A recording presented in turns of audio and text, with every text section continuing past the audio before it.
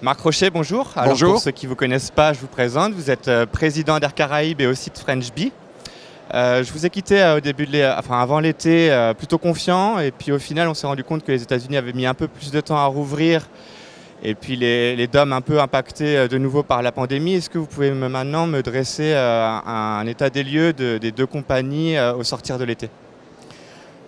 À chaque confinement, à chaque fin de confinement, on avait constaté sur nos clientèles, celle d'Air Caraïbes, celle de French Bee, plutôt les familles, plutôt les touristes, plutôt les motivations personnelles, des redécalages rapides. On était dans cette perspective à la fin des mois de mai, discours du président de la République. Donc on a attaqué l'été avec optimisme, avec enthousiasme. Et sur les DOM, le retournement a quand même été, soyons clairs, très sévère, très dur, avec une situation sanitaire qui s'est dégradée rapidement. On en connaît les raisons. Et donc on a été obligé très vite, dès la mi-juillet, de revoir nos programmes. C'est bien sûr la première chose que nous faisons. Et puis de commencer à regarder ce qu'allait se passer derrière. Septembre, octobre, novembre sont des mois classiques de basse activité. Et donc il y a eu cet effet sanitaire qui est venu encore empirer les choses.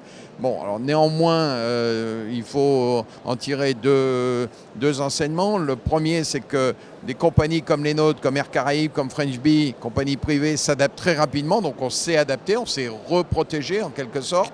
On a mis des avions en maintenance, on a décalé des livraisons d'avions parce qu'on attend encore des livraisons d'avions. On croit à l'avenir.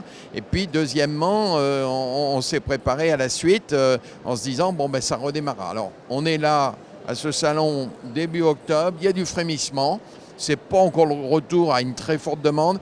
Il y a du frémissement sur les DOM et il y a, j'allais dire, quelque chose que l'on sent de positif derrière. Combien de temps ça va durer, je ne sais pas vous le dire. Et on va à court terme, on va pour octobre, novembre, sur des mois d'activité, encore une fois, relativement creux structurellement. Sur les États-Unis, photo différente. D'abord, il y avait le travel ban, on ne pouvait pas voyager. Côté français vers les États-Unis, à part quelques dérogations, mais très rares, comptées une par une. Par contre, les Américains, la France avait classé les États-Unis en vert, pouvaient venir en Europe. Et là, on a décidé de se lancer.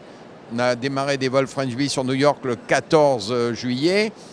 On se demandait un peu où on allait. Et la surprise a été plutôt bonne à deux titres. D'abord, les Américains, et on voit bien cette notion, dès que ça s'ouvre, on repart, les Américains sont venus en France.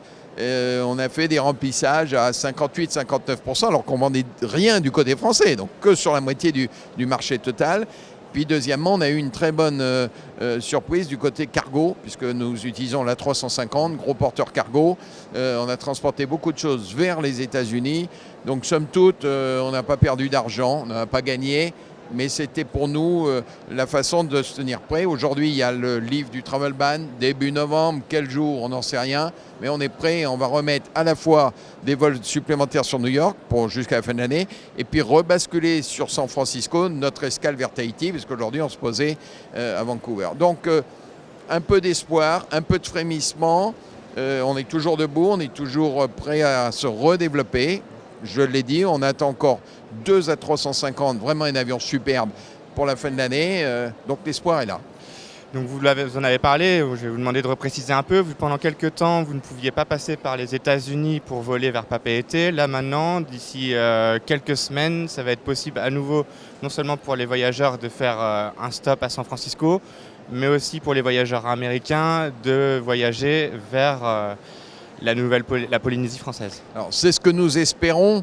On avait arrêté la desserte de Tahiti via les États-Unis parce que dans les mesures du travel ban, il y avait le fait que des passagers en transit, même s'ils restaient à bord de l'avion, ne pouvaient pas passer par les États-Unis. Bon, c'est toujours très complexe. Au passage, pas lisible pour les clients, tout ça. Hein. Et donc, on avait basculé nos opérations sur Vancouver ou Toronto, uniquement pour refueler et prendre du pétrole. Bon, ce n'était pas satisfaisant parce qu'on perdait justement ses clients. Là, on va revenir, ça semble permis par le travel ban, on va revenir très vite sur San Francisco parce qu'effectivement, en Californie, et c'est un plus pour nous, on a deux types de clientèle. Les Américains qui veulent venir en France, On a des Français qui veulent aller en Californie et pas tous à Los Angeles. Et puis il y a un petit trafic entre la Californie et Tahiti. Pour les Tahitiens, c'est autre chose que d'aller à Los Angeles. Pour les Américains de San Francisco, c'est le nord de la Californie. Elle est riche, hein, la Californie du Nord. Hein. Google, Boeing encore un peu plus au nord, Apple, tout ça sont des gens très puissants et entraînent toute la région économiquement, à San Francisco en particulier. Donc pour nous c'est une très bonne nouvelle, c'est plein d'espoir aussi. Ça sera peut-être un peu compliqué parce que c'est pas très précis, mais on espère que le Travel Ban va libérer tout ça très vite. Est-ce que vous pouvez repréciser un petit peu le futur programme de vos deux compagnies? Il me semble que le but, c'est d'augmenter le plus possible vers New York avec French Bee. Au niveau d'Air Caraïbes, vous allez enfin pouvoir remettre la pleine puissance vers les DOM et TOM. Et il me semble aussi qu'il y a une question autour de Cuba. Est-ce que ça vaut le coup de leur ouvrir? Et sinon, quand est-ce que ce sera possible? Alors, on va d'abord répondre pour French Bee. Priorité des priorités pour French Bee, c'est la route la plus importante du réseau French Bee, c'est la Réunion. Donc la Réunion, on va repasser maintenant très rapidement à un quotidien avec un A350 et à la fin de l'année, on va utiliser un A350 1000 tout neuf, encore plus gros. Donc on va remettre des sièges sur la Réunion parce qu'on veut se battre sur la Réunion. On a un marché qui est en train de se simplifier, Air France, compétiteur redoutable. Et puis il y avait Air Austral, Corsair et nous. Bon, Air Austral et Corsair, il se dit qu'ils sont en train de se rapprocher. Pourquoi pas, tant mieux peut-être. Donc on ne va plus être que 3 dans le marché. Nous, ça nous va plutôt parce qu'on a nos arguments, on a nos avions, les meilleurs, et on pense qu'on va être efficace et on a déjà une très belle part de marché sur la Réunion, mais on veut l'accroître. Côté Air Caraïbes maintenant, bien sûr, densification à nouveau du réseau historique, celui où on est connu. On s'appelle Air Caraïbes, on porte ce nom-là en nous, dans nos gènes. Donc c'est Pointe-à-Pitre, Fort-de-France, Cayenne, Saint-Martin. On a une escale qui n'est pas dans la zone francophone, qui est dans la zone hispanique, qui marche très bien. C'est la République dominicaine, combinée d'ailleurs avec Haïti, où là on a une très bonne demande pour l'hiver. Donc on a mis des moyens, on va quasiment être en décembre à un quotidien sur Punta Cana. On a 350 aussi, donc on y va fort. Cuba, on n'a pas décidé de le rouvrir encore. Pourquoi? 2 raisons. D'abord, on parle d'une réouverture possible, lisible, claire, avec les produits au sol. Il faut quand même que les gens qui vont à Cuba puissent aller dans un hôtel, avoir de quoi se doucher. Bon, on sait que la situation économique de Cuba est très compliquée, donc on l'a un peu repoussé. Ça reste dans notre volonté.